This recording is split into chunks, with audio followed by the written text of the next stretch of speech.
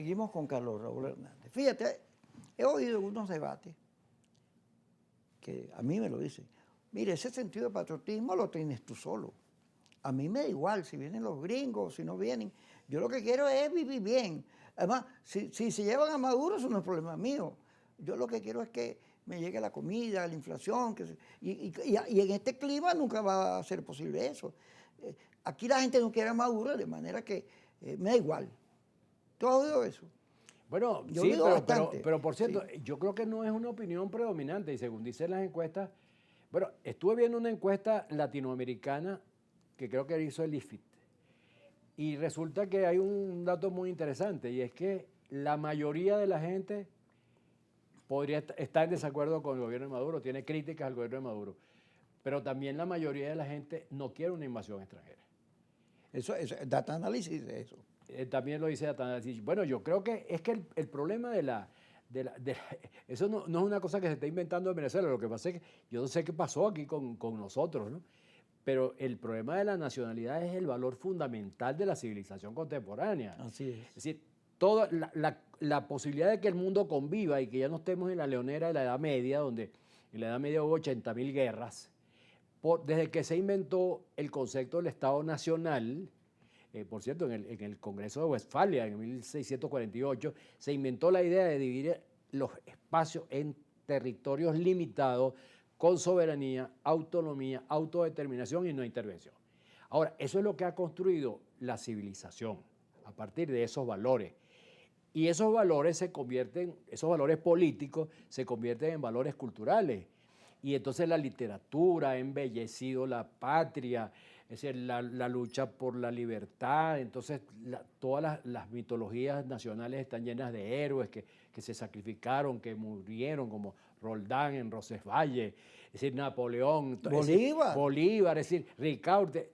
Es decir, la cultura universal está montada sobre la idea del amor a la patria. Entonces, cuando tú ves que hay unos pingüinos aquí que desconocen la importancia de la patria, que tienen el descaro de ir a una reunión con otro país, con un dirigente de otro país a entregarles todo. Cuando tú ves una señora que está vendiendo al país en un remate, un Pepe Ganga, tú te das cuenta, pero ¿y esos señores dónde estaban mientras la cultura universal ha avanzado? ¿Dónde estaban ellos? ¿Dónde estaban cuando a uno en el liceo lo ponían a oír el himno nacional a las 7 de la mañana y cuando salía? Es decir, ese elemento cultural es precisamente lo que ha hecho que la civilización se mantenga. Ahora, fíjate, en las marchas, que estuvimos como 15, 17 años marchando hasta la marcha de los escuditos, que ahí se acabó todo, cuando llegó Guaidó. Todos los emblemas del lado eran banderas, pitos. El himno, la patria, o sea, los venezolanos. Y entonces de repente, porque hay un sector que, bueno, no tiene esos valores, entonces eso no existe. La gran mayoría no le importa si nosotros somos el Estado 55 o una provincia o lo que sea. Eso es un poco loco. Ahora, yo creo que también ha habido, por cierto, que la democracia en eso fue muy cuidadosa y que no se prostituyeran los valores patrios. Y eso significaba que los partidos políticos no podían usar ninguno de los símbolos de la patria.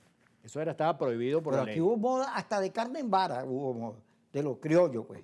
Ajá, pero lo que te quiero decir es que en la época de la democracia no había la posibilidad de que ningún partido político usara en actos públicos, en acciones proselitistas, en su simbología, nada que tuviera que ver con los símbolos de la patria, precisamente para preservar el sentimiento nacional.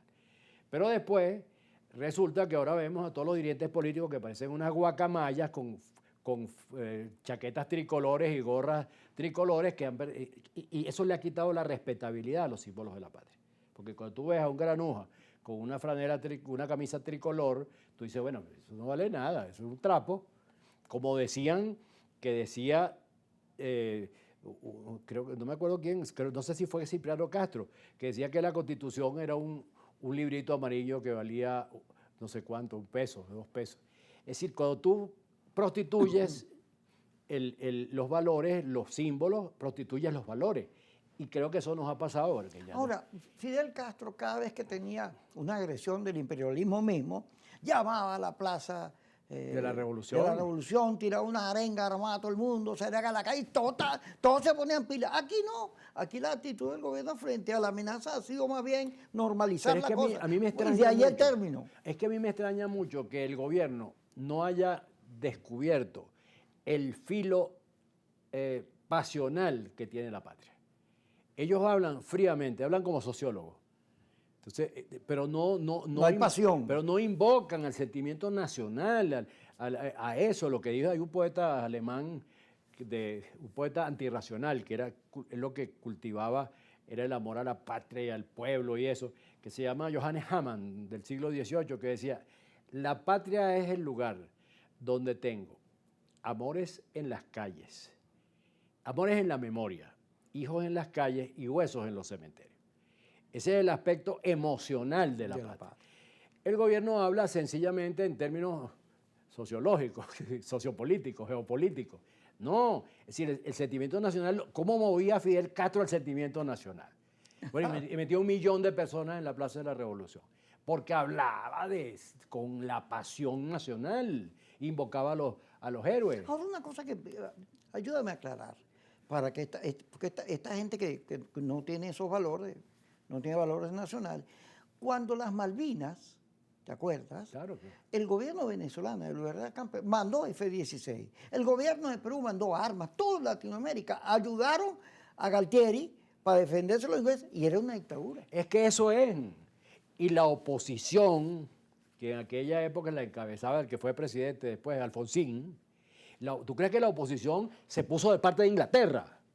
O sea, No. ¿en qué cabeza estúpida puede caber que tú, frente a una agresión de Inglaterra, te vas a poner del lado de Inglaterra y no de tu país? Es que ¿por qué a estos muchachos, a estos señores, no les han taladrado la cabeza y le han puesto un poquito de sentido común? Bueno, la oposición, ¿por qué la oposición argentina se levantó y triunfó sobre la dictadura? Primero porque la dictadura quedó derrotada militarmente, ¿no? Que es una cosa. Y abrió un espacio democratizador. Exacto. Y luego porque ellos no se pusieron contra la nación. Si se hubieran convertido como estos en unos agentes políticos del extranjero, bueno, quién sabe qué hubiera podido pasar, hubiera seguido la cadena de golpes militares que había en Argentina. Hubieran aparecido unos militares nacionalistas. Ahora, ya para terminar, Trump lo que dice es que él va a tirar un bombardeo quirúrgico para que los militares saquen a Maduro. Eso es lo que Bueno, dice. es que esa es la teoría que han tenido a lo largo de mucho tiempo y eso no funciona. O sea, ya está claro, ya tenemos 2 meses y medio de bloqueo y aquí no se ha movido un militar, no ha habido una disidencia. Porque además eso está precedido de toda la campaña que hizo esta fuercita de radicales enloquecidos de denunciar a los militares como el cartel de los soles. Claro. Y amenazarlos a todos, a políticos, al gobierno y a los militares que iban a terminar sus días vestidos con un mono anaranjado en alguna cárcel de alta seguridad.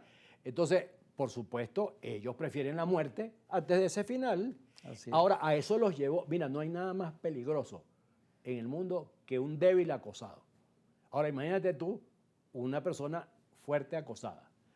Si tú acosas, mira, una rata acosada es peligrosa. Tú siempre tienes que dejarle un espacio de salida. Estoy hablando de ratas. La rata que tenía la envenené, Carlos Raúl. No, estoy hablando de roedores. Sí, por eso.